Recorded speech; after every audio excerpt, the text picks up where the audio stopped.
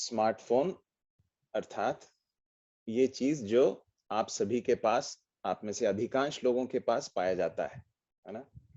और अब एक ऐसे एक दौर में हम जी रहे हैं जहां पर अधिकांश लोगों के पास इस इस चीज का जो की पहुंच हो चुकी है। कई लोग हैं जिनके पास नहीं है, परंतु अधिकांश लोगों के पास ये पहुंच चुका है। हमारे पास कोई ना कोई परिवार में कम से कम एक स्मार्टफोन होना बहुत ही स्वाभाविक बात हो गई है। ये एक समय पर शहरों तक सीमित था, परंतु धीरे धीरे करके इसकी पहुंच गांवों में हुई है। और ये बहुत अच्छी बात है क्योंकि इसमें बहुत सारी सुविधाएं हैं, बहुत सारी ऐसी चीजें हैं जिसके कारण इसका जो है अच्छा उपयोग हो सकता है। तो हम एक बहुत ही महत्वपूर्ण विषय के ऊपर चर्चा करने जा रहे हैं कि इसकी उपयोगिता क्या है, इसकी अनिवार्यता है, बहुत सारी संभावनाएं हैं, मतलब बहुत सारी ऐसी चीजें हैं जो हम इसके द्वारा कर सकते हैं।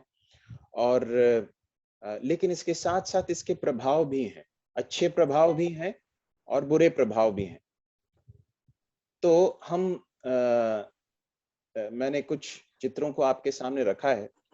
हम एक बहुत ही एक नई और अत्याधुनिक दुनिया में हम रह रहे हैं। एक ऐसे दुनिया में हम जी रहे हैं जो बहुत ही आधुनिक है। आपको याद होगा कई साल पहले रिलायंस कंपनी ने एक फोन निकाला जिसको बहुत सस्ते में उन्होंने बाजार में उतारा। और उस फोन को उतारते समय जो रिलायंस कंपनी के जो मालिक थे धीरू भाई अंबानी, उन्होंने एक नारा दिया। वो जो है इधर नीचे आप स्क्रीन में देखेंगे, नीचे लिखा हुआ कर लो दुनिया मुट्ठी में, है ना, कर लो दुनिया मुट्ठी में। तो उसके पश्चात से, उस समय के पश्चात से धीरे धीरे करके जो है फोन का जो फोन जो हम यूज करते हैं, सेल फोन जो है, इसकी पहुंच धीरे धीरे करके बढ़ने लगी, गांवों तक पहुंचने लगी। और उसके बाद स्मार्टफोन्स, टच फोन आने लगे। आपको याद होगा कि एक समय था जब छोटे टच फोन हुआ करते थे, वो आए। उसके बाद धीरे धीरे करके बड़े साइज के जो है, बड़े आकार के स्मार्टफोन आने लगे। और आज हमारे पास बहुत ही आधुनिक तकनीक वाले स्मार्टफोन उपलब्ध हैं। तो ये एक ऐसा दौर है जहां पर ज्यादातर चीजें जो है इस नई तकनीक के द्वारा की जाती हैं। हम एक ऐसे दौर में आ गए हैं जहां पर हम इस चीज से दूर रहकर हमारा जो जीवन है वो उसकी कल्पना नहीं की जा सकती है। बहुत सारी चीजों के लिए स्मार्टफोन और उसके साथ जुड़ी हुई जो तकनीकें हैं वो बहुत ही आवश्यक हो गई हैं, महत्वपूर्ण हो गई हैं। तो हम एक नए दौर में जी रहे हैं, इसे हमें सबसे पहले मानना होगा। ये बहुत ही जरूरी है कि हम इस बात को समझें। किन किन बातों के लिए हम इन स्मार्टफोन्स का यूज करते हैं? जो सबसे बुनियादी काम है फोन का वो क्या है? हम एक दूसरे के साथ बातचीत करते, संवाद करते हैं। तो आप देख रहे हैं इस चित्र में जो है कुछ लोग जो है, एक व्यक्ति दूसरे से बात कर रहा है, फिर वो दूसरे से बात कर रहा है। इस तरह से बातचीत करने के लिए, एक दूसरे के साथ जुड़ने के लिए, संवाद करने के लिए इसका उपयोग होता है। तो ये एक ऐसी स्थिति आ गई है जबकि लोगों के पास, अधिकांश लोगों के पास, भारत एक ऐसा देश है शायद जिसके जहां पर सबसे अधिक संख्या में स्मार्टफोन्स जो है पाए जाते हैं। और एक ऐसी स्थिति थी कुछ समय पहले जब बच्चों के पास अधिकांश नहीं पाया जाता था, परंतु अब जो है कोविड के आने के पश्चात से, कोविड की जो महामारी है इसके आने के पश्चात से ये स्थिति हो गई है कि अब जो है सभी बच्चों को या तो स्मार्टफोन से या कंप्यूटर से जो है अपने ऑनलाइन शिक्षा को जारी रखने की स्थिति आ गई है। तो ये एक ऐसी स्थिति है जहां पर फोन का उपयोग सिर्फ बातचीत के लिए नहीं, परंतु इसके अलावा बहुत सारी चीजों के लिए होने लगा है। हम देखेंगे कौन कौन सी चीजों के लिए। विचारों का आदान प्रदान हो रहा है। फोन जो है वो सिर्फ बातचीत करने के लिए नहीं है, परंतु फोन के द्वारा हम दूसरे लोगों के पास अपने विचारों को पहुंचाते हैं और दूसरे लोगों के विचार हमारे पास आते हैं। तो इस लिहाज से ये जो है एक बहुत ही ताकतवर चीज है जो हमारे हाथ में आ गई है। ठीक है, हमें ये समझना होगा कि ये जो है सिर्फ बातचीत करने का साधन भर नहीं रह गया है, परंतु इसके द्वारा हम अपने विचार दूसरों तक पहुंचा पाते हैं। अब जैसे आज इस सभा में मैं कुछ बातों को आपको बता रहा हूं और ये आप में से कई लोगों के पास स्मार्टफोन के द्वारा ये आपके पास पहुंच रहा है, आप उसे देख रहे हैं, आप सुन रहे हैं। मेरे मन की बातों को मैं आपके पास तक पहुंचाने की कोशिश कर रहा हूं।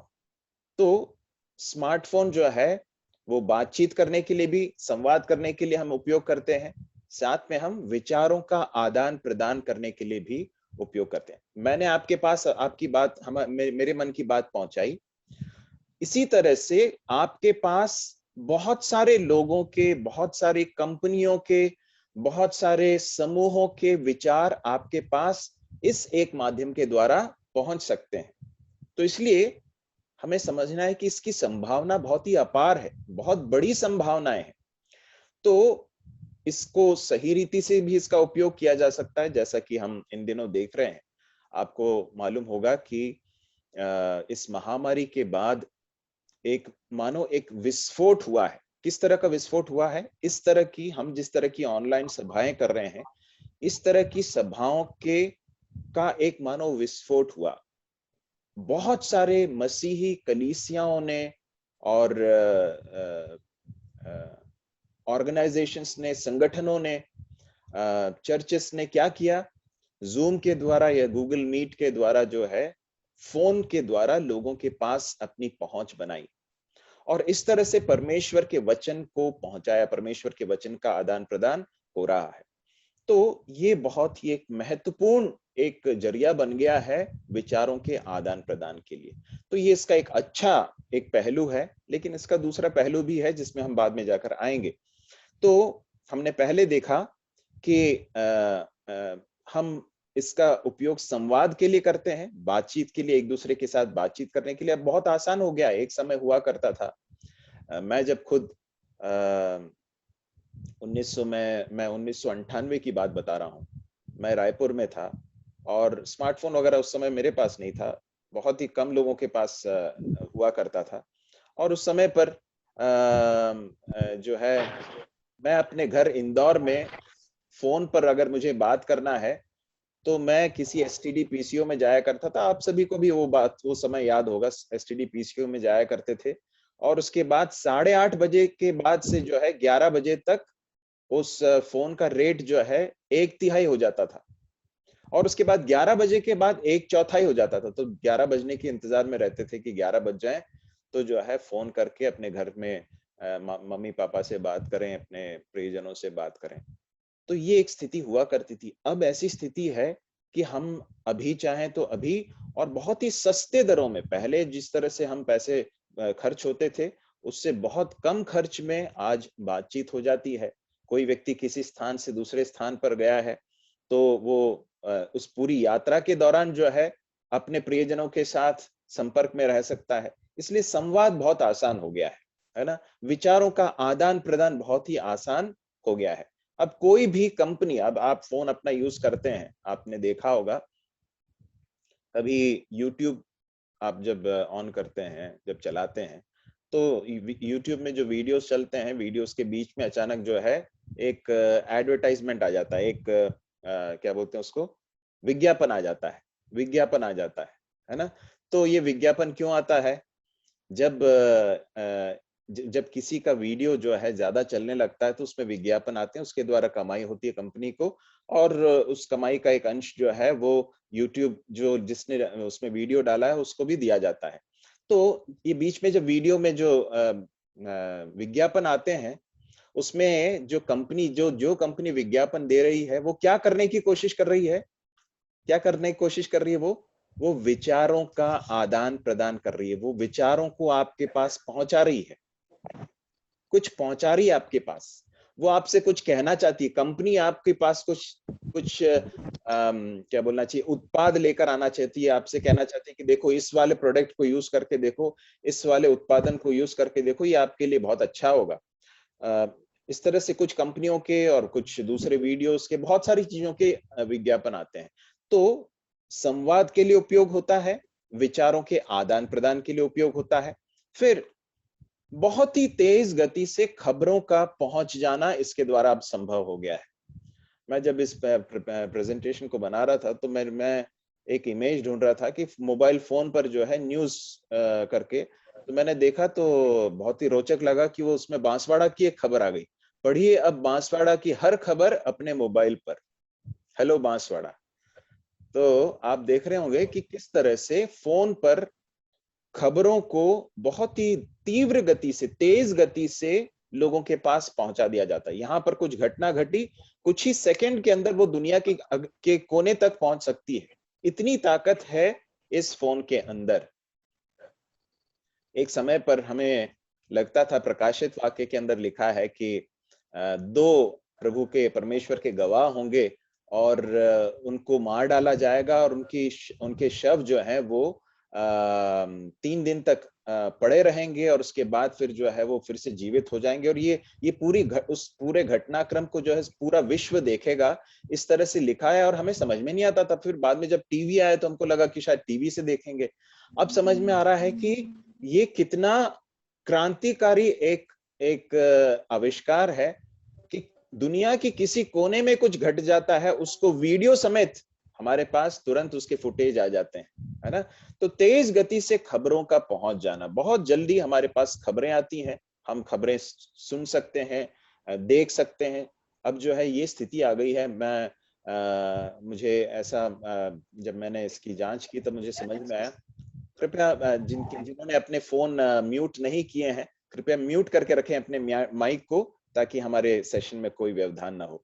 तो एक समय था जब लोग टीवी के सामने बैठकर न्यूज देखा करते थे। बहुत सारे लोग टीवी के सामने, एक उससे पहले एक समय था जब अखबार पढ़ा करते थे।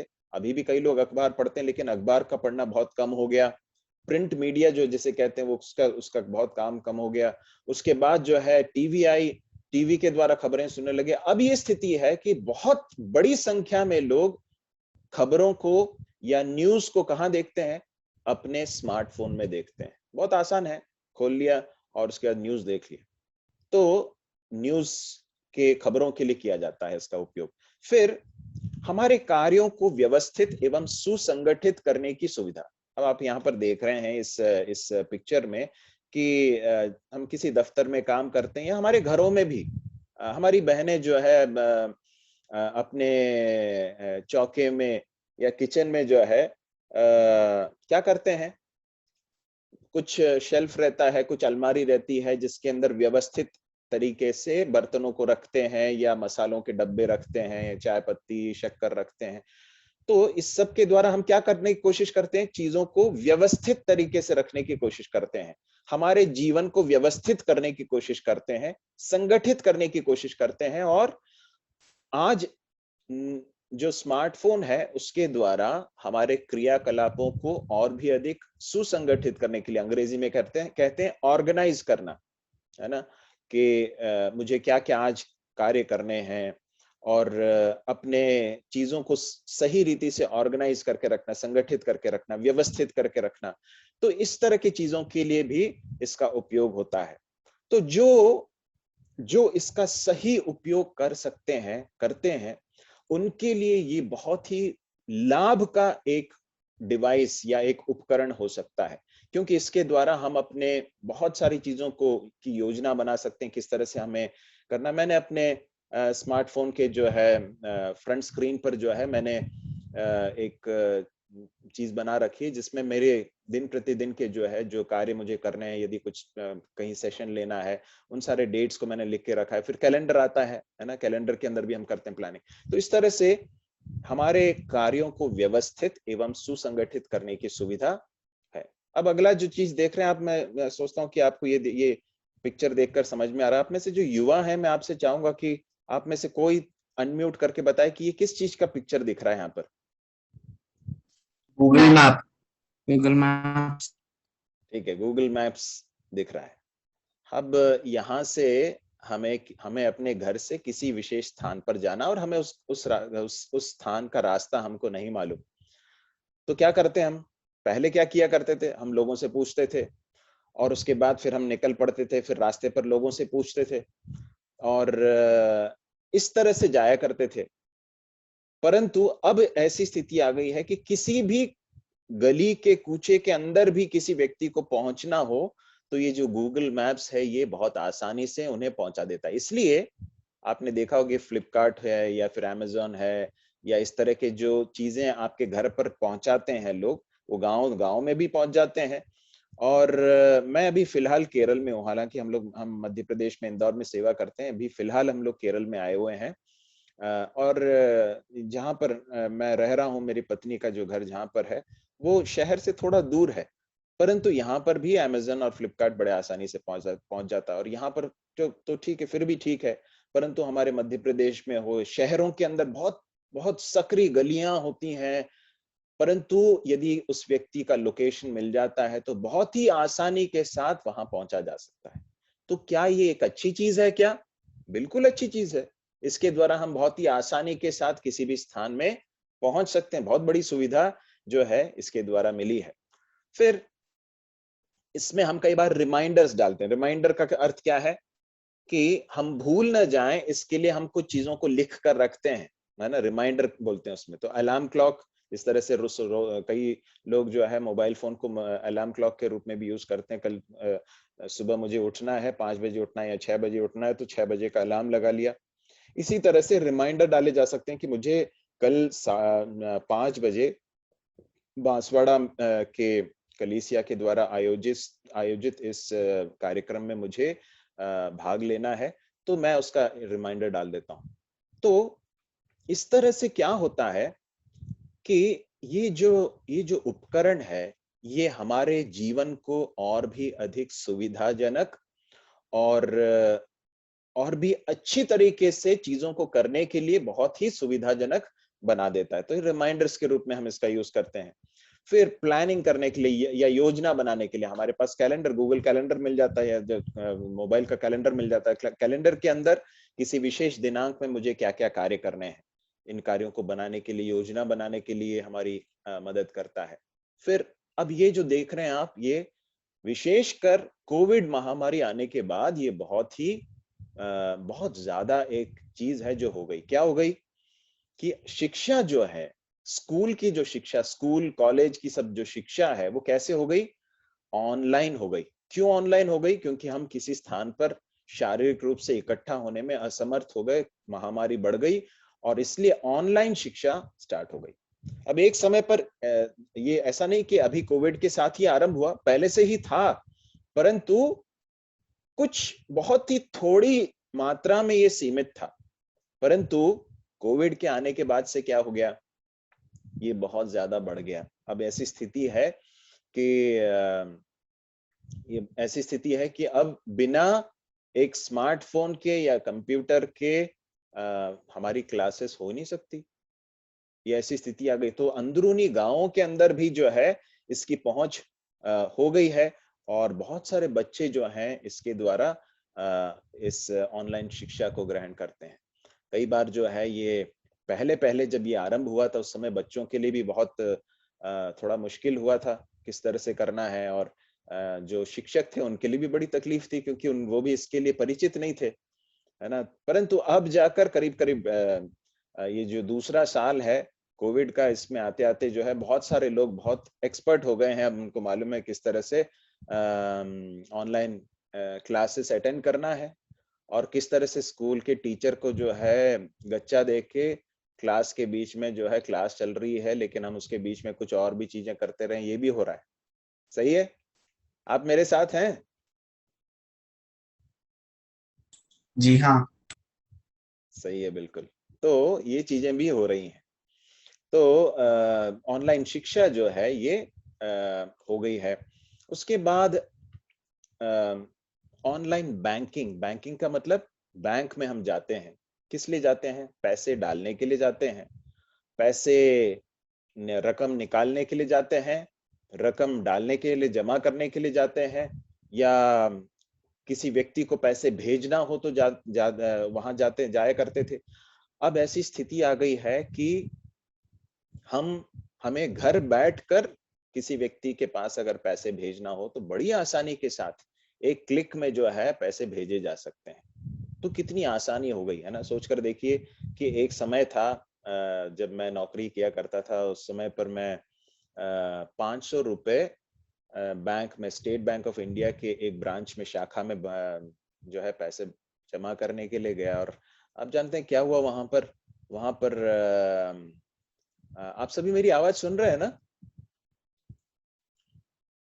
जी, आवाज आ रही है। Okay okay. तो क्या हुआ कि मैं पैसे वहां पर, 500 तो बहुत छोटी रकम थी, मतलब 500 रुपए जमा करने गया, तो वहां पे जो क्लर्क जो है बड़ा आराम से न्यूज़पेपर जो है पढ़ रहा था।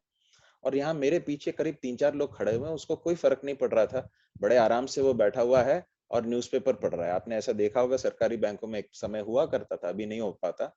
तो फिर मैंने उनसे बोला कि देखिए भाई साहब, मैं पैसे जमा करने के लिए आया हूँ। और तो बोले कि हाँ हाँ जमा कर लेंगे।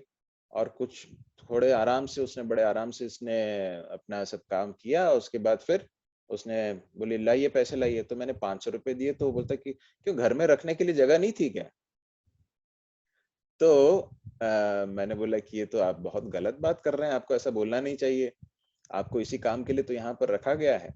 खैर, मैं आपको बताना ये चाह रहा था कि इतनी असहूलियत हुआ करती थी, हम लोग लाइन में लगकर जो है काम किया करते थे। अब क्या स्थिति हो गई है, बड़े आराम से जो है घर में अपने मोबाइल के द्वारा हम ये सब काम कर लेते हैं। तो ऑनलाइन बैंकिंग बहुत आसान हो गया, बैंकिंग का काम हो गया। फिर आप यहाँ पर देख रहे हैं क्या हो रहा है, यहाँ पर क्या हो रहा है? एक दुकान है ना, बड़ी बड़ी सी दुकान का गेट है ये। और यहाँ पे जो है एक महिला जो है जा रही है और कुछ सामान खरीदने के लिए जा रही है। लेकिन ये कहाँ, किसके अंदर है ये? किसके अंदर है? मोबाइल फोन के अंदर है। मोबाइल के अंदर। बिल्कुल सही बोला आपने, मोबाइल फोन के अंदर है। अब मोबाइल फोन के द्वारा आप किसी भी बड़े बाजार के अंदर जा सकते हैं और वहां पर जाकर खरीदारी कर सकते हैं। तो आसान हो गया कि नहीं काम? बहुत आसान हो गया। तो ऑनलाइन खरीदारी भी हो गई। फिर अब देखिए ऑनलाइन बिलों का भुगतान। हम एक समय पर बिजली का बिल भरने के लिए, पानी का बिल भरने के लिए, या गैस का बिल भरने के लिए, या टेलीफोन का बिल भरने के लिए सब जो है जाकर लाइन में खड़े होते थे। अब वो भी सब जो है आसानी से, बिलों का भुगतान बहुत ही आसानी से हमारे फोन के द्वारा हो जाता है। हमारे फोन में ही जो है उसका बिल आ जाता है, इलेक्ट्रिसिटी का बिल हो या पानी का बिल हो, सारी चीजें आ जाती है और बड़े आसानी से हम उसका बिल पेमेंट कर पाते हैं। तो ऑनलाइन बिल पेमेंट हो गया, बिलों का भुगतान हो गया। फिर ये देख रहे हैं आप, रेलवे टिकट हो गए और बस के टिकट हो गए, ये सब बड़े आसानी से। मुझे बहुत साल हो गए रेलवे काउंटर में गए हुए, क्योंकि इतना आसान हो गया है। अभी फोन के द्वारा कर सकते हैं, कुछ समय के पहले इंटरनेट के द्वारा किया जा सकता था, बहुत आसान हो गया। नहीं तो वहां पर रेलवे लाइन में खड़े होकर बड़े परेशानी के साथ जो है, और उनके एजेंट के लड़के भी आ जाते थे, बहुत धक्के खाकर हम लोग टिकट बुक किया करते थे। अब ये सब भी चीजें बहुत सुविधाजनक हो गई हैं। मैं आपको क्या बताने की कोशिश कर रहा हूँ, मैं आपको ये बताने की कोशिश कर रहा हूँ कि ये जो चीज है हमारे हाथ में, ये बहुत ही ताकतवर चीज है, इसने हमें बड़ी ताकत दे दी है। इसके द्वारा हम बहुत सारी चीजें कर पाते हैं। ठीक है, आप है मेरे साथ? ठीक है, तो ऑनलाइन टिकट बुकिंग हो गया। फिर ऑनलाइन डॉक्टरी सलाह। अब देखिए कोविड आने के बाद डॉक्टरों को भी डर लगने लगा कि भैया मरीज मेरे पास आएंगे तो वो अपना, हो सकता कोविड का संक्रमण मुझे दे दें, है ना। तो और मरीजों को भी डर लग रहा था। तो इसलिए बहुत सारे डॉक्टरों ने क्या कर दिया, अपना ऑनलाइन डॉक्टरी सलाह चालू कर दिया। उसमें क्या होता है, आप एक ऐप जो है डाउनलोड कर लेते हैं, और उसके बाद फिर अपॉइंटमेंट ले लेते हैं फलाना डॉक्टर से, और उसके बाद फिर वो जो है ऑनलाइन आपको सलाह दे देता है। अब बहुत सारी चीजें ऑनलाइन नहीं हो सकती हैं, लेकिन एक हद तक किया जा सकता है ये सब। तो ऑनलाइन डॉक्टरी सलाह हो रही है, और ऑनलाइन दवाइयां भी मिल जाती हैं। आप अपना जो पर्ची है, डॉक्टर का जो पर्चा है, उसको आप अपलोड कीजिए, और उसके बाद वो दवाइयों को आप ऑर्डर कर दीजिए, आपके घर पे लाके दवाइयां दे देता है। और सबसे लास्ट में क्या है, ये ऑनलाइन सभाएं। अब देखिए आप, हम सब बैठकर क्या कर रहे हैं, अपने अपने फोन में बैठकर इस तरह की एक मीटिंग में हम लोग बैठे हैं। अलग अलग लोग बैठे हैं अपने अपने जगहों पर।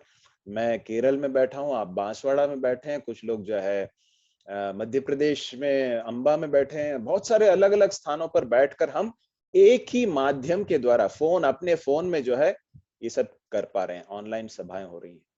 तो यदि देखा जाए तो ये वास्तव में एक बहुत ही ताकतवर माध्यम है, बहुत ही ताकतवर माध्यम है। इसने हमारे जीवन को पूरी रीति से बदल कर रख दिया है। और यदि हम इसका सही उपयोग करें, अब जरा यहाँ देखिए, इसका अगर सही उपयोग किया जाए तो ये बहुत बढ़िया चीज है, बहुत अच्छी चीज है। परंतु यदि इसका दुरुपयोग करेंगे, दुरुपयोग मतलब सही रीति से उपयोग नहीं करेंगे, तो ये बहुत खतरनाक भी हो सकता है। ठीक है, तो इसके अच्छे प्रभाव भी हैं जिसके विषय में हम अभी देख रहे थे, और इसके बुरे प्रभाव भी हैं जिसे हम आगे जाकर देखेंगे। तो मोबाइल के नुकसान भी हैं क्या? मोबाइल के नुकसान भी हैं। मोबाइल जिस तरह से हमारे लिए बहुत ही फायदे की एक चीज है, परंतु उसके साथ साथ मोबाइल जो है हम सबके लिए, जितने लोग इस कार्यक्रम में जुड़े हुए, हम सबके लिए, चाहे छोटे हो, बड़े हो, जवान हो, पुरुष हो, स्त्री हो, कोई भी हो, हमारे लिए ये जो चीज है बहुत बड़े फायदे की भी चीज है, साथ में ये बड़ा नुकसान भी कर सकती है। हम देखने की कोशिश करेंगे कि क्या नुकसान करता है। तो एक मिनट मुझे,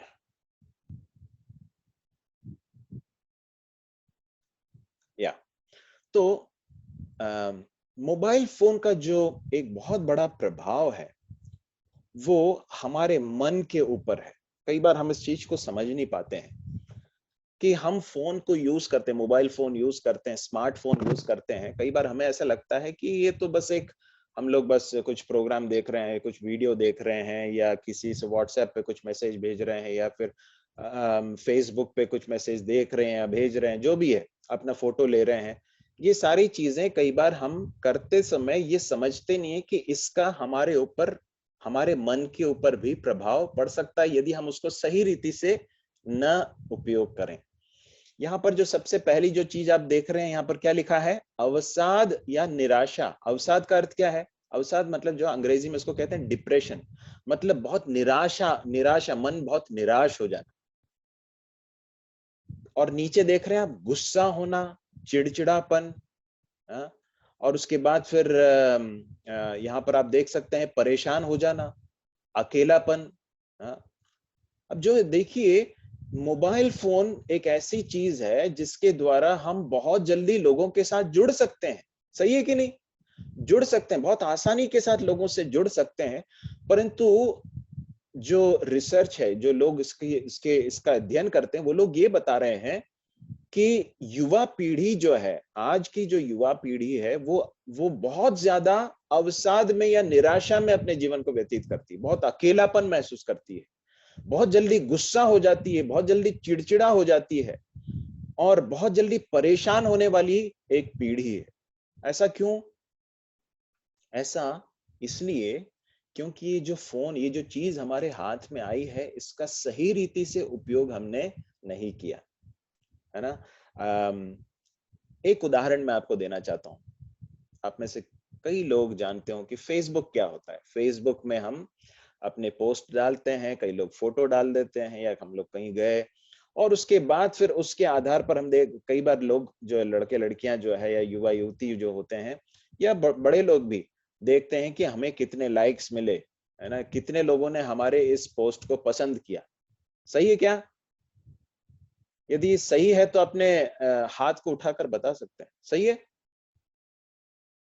सही है, हाँ। तो देखते हैं, हम देखते हैं, हाँ बिल्कुल सही बोला आपने।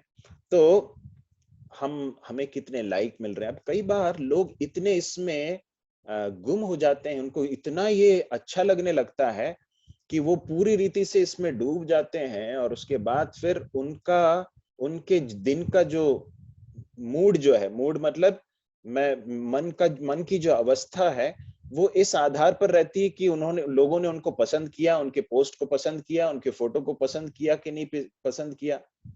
लोग इसलिए जो है कई बार बहुत सारे दोस्तों को जो है हाय हाय हाय हाय हाय भेजते हैं, और उसमें से कितने लोगों ने जो है वापस हाय हाय भेजा, है ना। कितने लोगों ने उसका जवाब दिया। नहीं जवाब दिया तो बहुत जल्दी टेंशन आने लगता है, अरे उसने जवाब क्यों नहीं दिया। मैं आपको जो बोल रहा हूँ, हो सकता है आप में से कई लोगों को मजाक जैसा लगे, परंतु मैं आपको बता रहा हूं कि अगर इसको एक सही मात्रा में या सही तरीके से हमने उपयोग नहीं किया तो ये हमारे मन को पूरी रीति से अपने कब्जे में ले सकता है। अब एक और चीज है जो हो रही है, कई बार फोन्स का, स्मार्टफोन का यूज करते हैं तो स्मार्टफोन में जो है हम बहुत सारे ऐसे लोगों को देखते हैं जो बहुत सुंदर दिखते हैं, है ना। लड़कियां देखती हैं कि बहुत सारे ऐसे सुंदर लड़कियां, सेलिब्रिटी जिनको बोलते हैं, हो सकता है फिल्म एक्ट्रेस हो, या फिर जो है कोई क्रिकेट स्टार हो, या फिर बहुत धनी कोई व्यक्ति है, सेलिब्रिटीज को देखते हैं और वो देखते हैं कि अरे वो तो बहुत बढ़िया उनके शरीर का जो शेप है और वो बहुत सुंदर दिखते हैं, उनका जो उनकी त्वचा जो है बहुत एकदम गोरी त्वचा वाले हैं और बहुत बढ़िया बढ़िया कार में घूमते हैं। और इस तरह की चीजों को देखकर युवा पीढ़ी के ज्यादातर लोग इस तरह से अनुमान लगाने लगते हैं कि मुझे भी ऐसा बनना है। आप समझ रहे हैं, मुझे भी ऐसा बनना है। अगर मैं वैसा नहीं बन पा रहा हूं या बन पा रही हूं तो फिर परेशान होने लगते हैं, फिर जो है बहुत अंदर से जो है। बिल्कुल। जी, मेरी आवाज आ रही है? Yes yes. ओके। तो हमारे अंदर सुंदरता का या सफलता का के जो की बातें जो है, वो कौन है व्यक्ति जो सुंदर है, कौन है जो सफल है, इन सारी चीजों को मीडिया जो है वो अब परिभाषित करने लगा है। और इसके कारण से बहुत सारे युवा अपने आप को बहुत अकेला महसूस करते हैं। उनको लगता है कि अरे मुझे एक्सेप्ट नहीं किया, जब मैं जो है ज्यादा अच्छी तरह से बहुत सुंदर नहीं दिखती हूँ या दिखता हूँ, और मैं ज्यादा स्मार्ट नहीं हूँ। आप देख रहे हैं हीन भावना, मैं ज्यादा टैलेंटेड नहीं हूँ, मैं ज्यादा सुंदर नहीं हूं, मैं इसे नहीं कर सकता, मैं ज्यादा योग्य नहीं हूं। हाँ, और गलती करने में भी डरना, किसी कार्य को करने से डरना। तो इस तरह की चीजें जो है जो परोसी जा रही हैं फोन के द्वारा, विशेषकर सोशल मीडिया के द्वारा, इसके कारण युवाओं के मन के ऊपर बहुत अधिक प्रभाव पड़ रहा है। मैंने इसके पहले वाले स्लाइड में आपको दिखाया था एक चीज, ये देखिए अकेलापन। यहाँ पर जो एक लड़का बैठा हुआ है और वो बहुत अकेलापन महसूस कर रहा है। यहाँ पर एक लड़का है जिसने अपने कानों में जो है ये ईयरफोन लगा रखा है, हो सकता गाना सुन रहा हो या कोई वीडियो देख रहा हो। परंतु इतने सारे मनोरंजन के साधन होने के बावजूद भी आज युवा युवती लोग जो है, युवक युवती लोग बहुत अपने आप को अकेला पाते हैं। ये क्यों ऐसा हो रहा है? क्योंकि इस चीज ने हमारे मन के ऊपर अपना प्रभाव डाला है। किस तरह से डाला है उसे सब आगे जाकर हम देखेंगे। अब एक और चीज मैं आपको बताना चाहता हूं कि इसमें, इस पहले वाले स्लाइड में मैंने आपको दिखाया था कि एक लड़का जो है ये अपने कान में जो है ये ईयरफोन लगाकर बैठा है। अब देखिए ईयरफोन जो है या हेडफोन जो है, ये एक तरह से हमें दूसरे लोगों से काटने का एक तरीका भी होता। अच्छा है क्या, अभी मैंने आपके सामने हेडफोन लगा कर रखा है और मैं इसके द्वारा बात कर रहा हूं, आप जो बोलते हैं उसे सुन पाता हूं, तो इसका अपना उपयोग है। परंतु यदि हम इसे एक हद से ज्यादा उपयोग करते हैं तो क्या हो जाता है, हम अपने आप को या खुद को लोगों से काट लेते हैं। हम लोगों से अपने आप को इंसुलेट कर लेते हैं, अपने आप से काट लेते हैं। और जब हम दूसरों से अपने आप को काट लेते हैं तो खुद से भी अपने आप को काट लेते हैं। तो फिर शांत रहकर किसी जगह बैठकर सोचने के लिए, अपने जीवन के विषय में सोचने के लिए, ये सब चीजें हमारे लिए बहुत बड़ी एक रुकावट बन जाती है। बहुत म्यूजिक सुनते हैं, बहुत वीडियोस देखते हैं, परंतु दिन के अंत में आते आते क्या लगता है, बहुत अकेलापन लगता है। मेरे प्रिय भाइयों और बहनों, मैं आपको बताना चाहता हूं कि वास्तव में हमारे जीवन को संतुष्टि और आनंद और एक सेटिस्फैक्शन जिसे बोलते हैं ना, सेटिस्फैक्शन मतलब संतुष्टि, और हमारे जीवन को अर्थ जो है वो कोई भी वस्तु या कोई व्यक्ति नहीं दे सकता, सिर्फ परमेश्वर दे सकता है ना। तो आगे जाकर हम देखेंगे कि वास्तव में परमेश्वर ही है जो हमें संतुष्ट कर सकता है।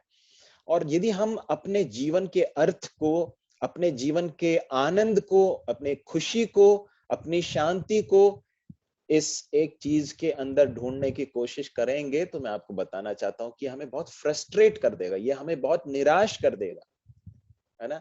और इसके कारण से ही युवा पीढ़ी में बहुत इस तरह की चीजें देखी जाती, बहुत जल्दी गुस्सा हो जाते हैं, है ना। युवा, आज की जो युवा पीढ़ी है उसके अंदर ये चीज जो है, चिड़चिड़ापन और बहुत जल्दी क्रोधित हो जाना, ये बहुत ज्यादा हो रहा है।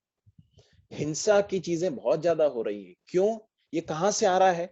इसका एक बहुत बड़ा स्रोत ये स्मार्टफोन है। इस बात को हमें एक्सेप्ट करना होगा, ग्रहण करना, मानना होगा।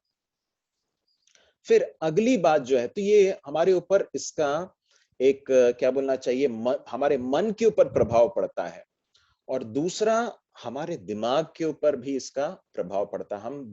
हमारा जो मानसिक, जो हमारा स्वास्थ्य है, उसके ऊपर भी इसका प्रभाव पड़ता है। किस तरह से पड़ता है? एक बहुत महत्वपूर्ण चीज जो हो रही है वो ये है कि आज जो है, ये वर्तमान जो समय है, इसमें इस तरह की चीजें, जो स्मार्टफोन है, इंटरनेट है, इसके कारण हम इतने डिस्ट्रैक्टेड हो गए। डिस्ट्रैक्टेड मतलब हमारे ध्यान को भटकाने वाली बहुत सारी चीजें आ गई। सबसे अधिक ध्यान भटकी हुई एक पीढ़ी है ये, है ना, जिसमें मैं भी हूं।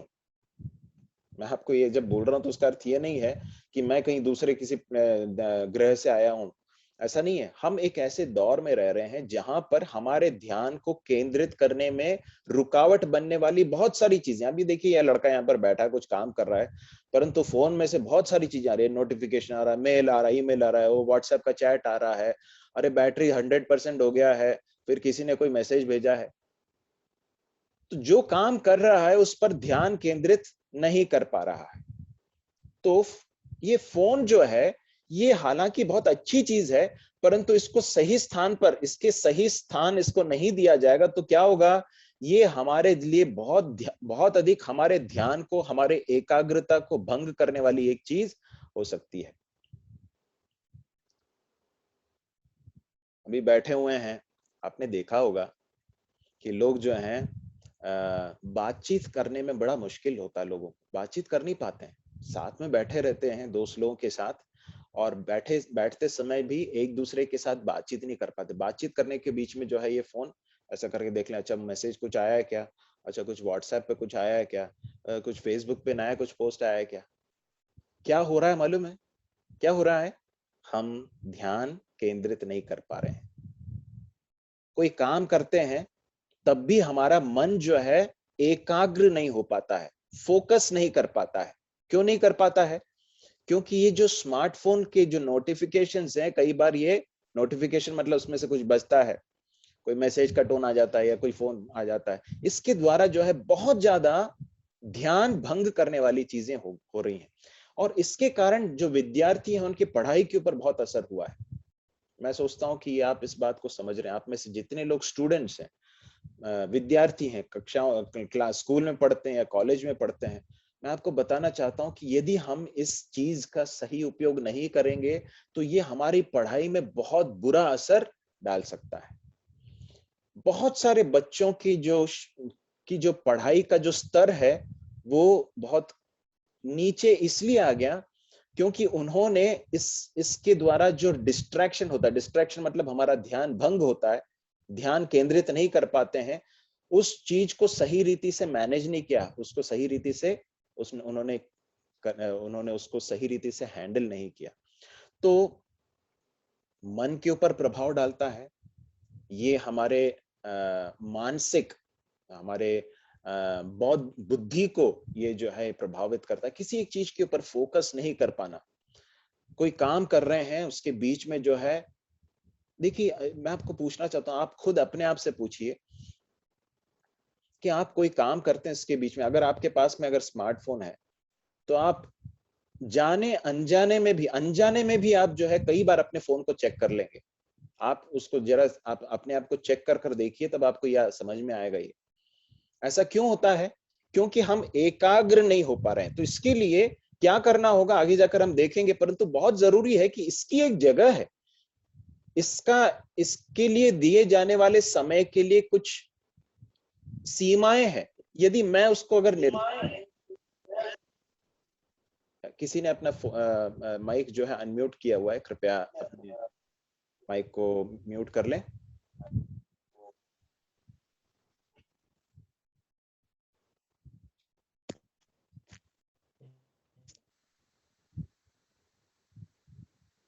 ओके, मेरी आवाज आ रही है? ओके, तो हम अगर इसका सही उपयोग नहीं करेंगे, इसको सही जगह नहीं देंगे अपने जीवन में, तो फिर ये हमें बहुत अधिक डिस्ट्रैक्ट करने वाली चीज बन सकती है।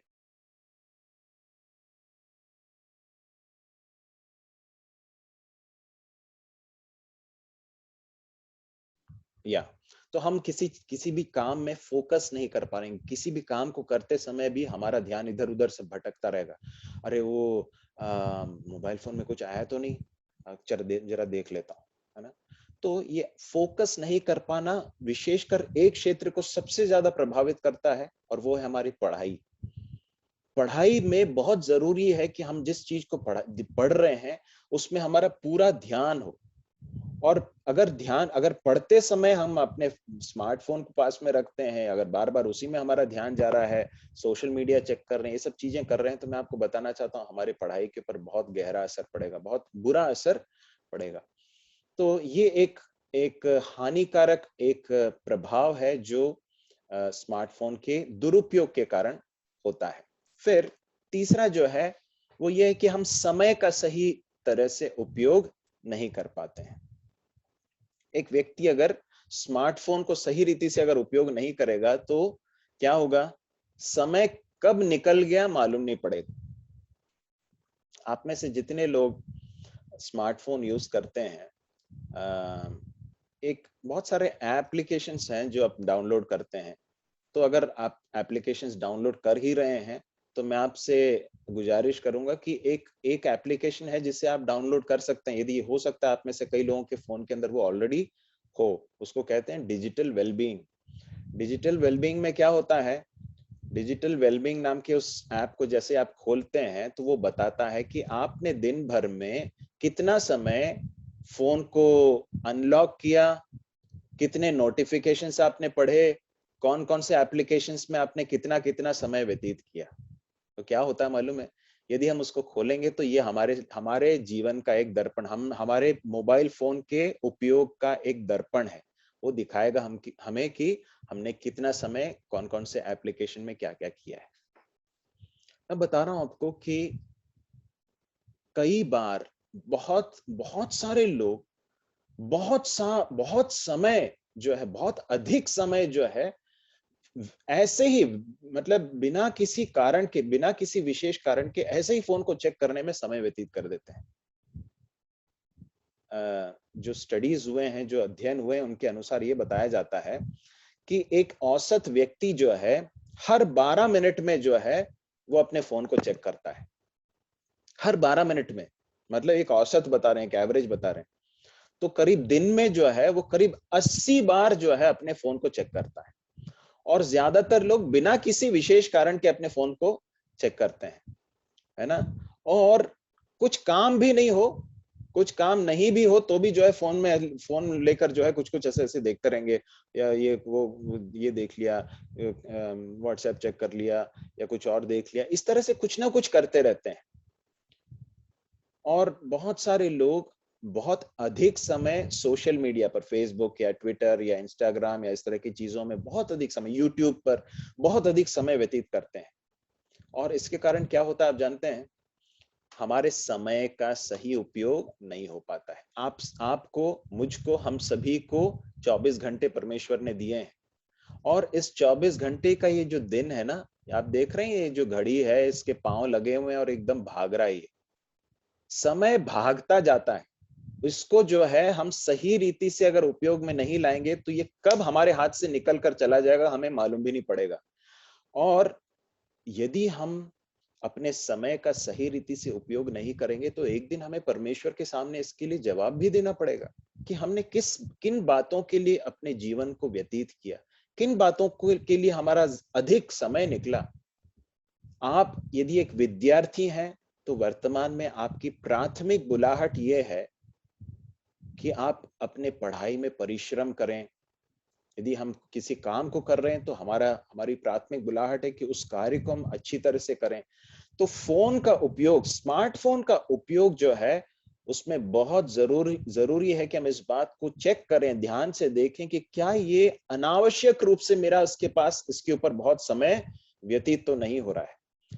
इसलिए कि कई बार जो युवा लोग हैं, युवा भाई बहन हैं हमारे, वो इस तरह से नहीं करते, तो इसलिए क्या होता है, कई बार अगले दिन की क्लास के लिए हम तैयार नहीं रहते हैं या परीक्षा के लिए तैयार नहीं रहते, बहुत समय हमने ऐसे ही फालतू की चीजों में बिता दिया, तो क्लास के लिए या एग्जाम के लिए प्रिपेयर्ड नहीं रहते हैं।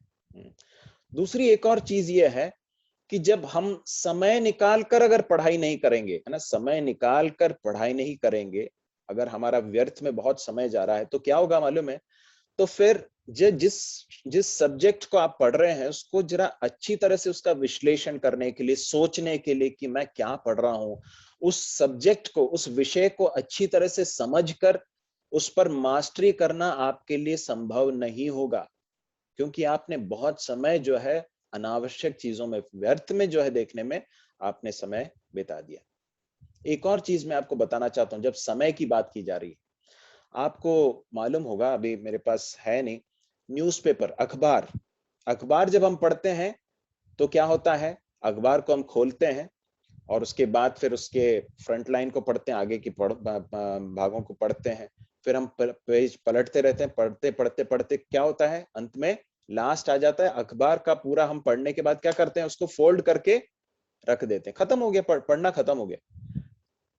और कोई किताब पढ़ते हैं, किताब पढ़ते समय भी क्या होता है, एक चैप्टर खत्म हो गया तो उसके बाद वो अगला चैप्टर स्टार्ट होता है, तो अगला चैप्टर स्टार्ट करते समय एक तरह का स्टॉपिंग क्यू बोलते हैं, स्टॉपिंग क्यू मतलब रुकने के लिए एक संकेत दिया जा रहा है कि क्या आप आगे पढ़ना चाहते हैं, क्या नहीं पढ़ना चाहते हैं तो अभी बंद करके रख दीजिए। परंतु स्मार्टफोन के साथ एक बड़ी समस्या है। स्मार्टफोन के साथ समस्या क्या है मालूम है, स्मार्टफोन के साथ समस्या ये है कि स्मार्टफोन में जो जो चीजें होती है ना, वो कभी खत्म नहीं होती हैं। ये देखो, ऐसा करके स्क्रॉल करते जाओ, दिख रहा है आपको, ये बस ये खत्म ही नहीं होता, एकदम ऐसा चलता रहता, स्क्रॉल करते रहो, एक पढ़ लिया, दूसरा पढ़ लिया, उसके बाद देखा अरे यार इससे भी बढ़िया वाली चीज नीचे दिख रही है, और पढ़ लिया, ये पढ़ते गए, कभी खत्म नहीं होता है। प्रकाशित वाक्य के अंदर एक नरक के लिए एक शब्द प्रयोग किया गया, वो क्या मालूम है, अथाह कुंड। अथाह कुंड के समान है ये मोबाइल फोन का, जो कि बहुत सारी चीजें, सोशल मीडिया हो या न्यूज हो, बहुत सारी चीजें जो है बिल्कुल अथाह कुंड के समान है, कभी खत्म ही नहीं होती है।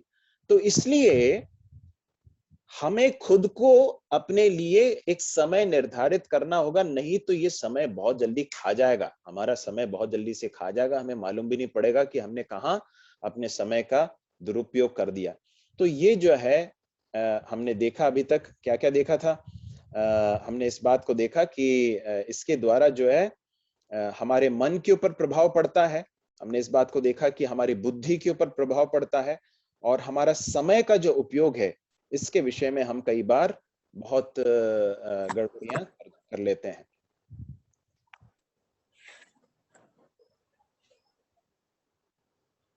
ओके, प्रभु ने चाहा तो हम कल इसके कुछ और प्रभावों को देखेंगे, और उसके बाद ये देखेंगे कि एक मसीही शिष्य होने के नाते, प्रभु यीशु मसीह के शिष्य के रूप में हमें इस स्मार्टफोन का सही उपयोग किस तरह से करना चाहिए, है ना।